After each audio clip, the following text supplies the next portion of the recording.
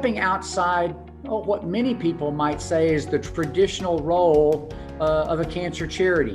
But we're about the person who has the disease and how do they cope with things and how do they deal with things. Often what happens as we navigate cancer care systems, whether we're the patient or the caregiver, is that we feel an isolation and a lack of belonging because we are othered.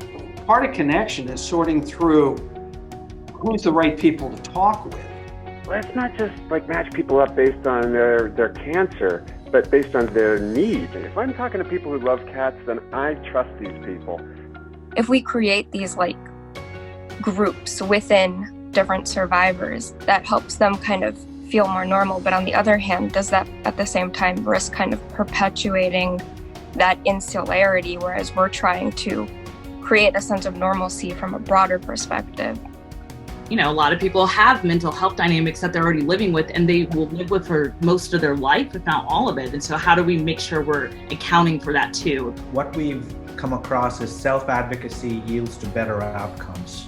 Consumable information and emotions, and a journey that can be taken on one's own time when they can, because time is just the resource that none of us have. It opens up the opportunity to almost like have customized experience sharing.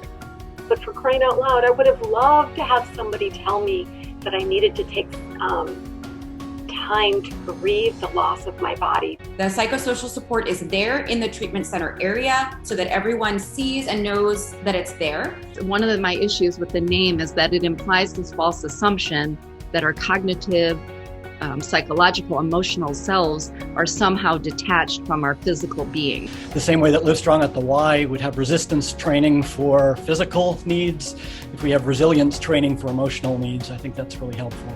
How can the assets or materials that are exposed daily enrich our lives as opposed to erode emotional resilience?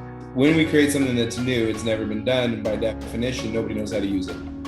It's like what they've accomplished after surviving is like such an amazing feat, but the work's not done and it's never done. Now more than ever, we have to be willing to change and to look at what people need and want and be willing to compromise with them on that.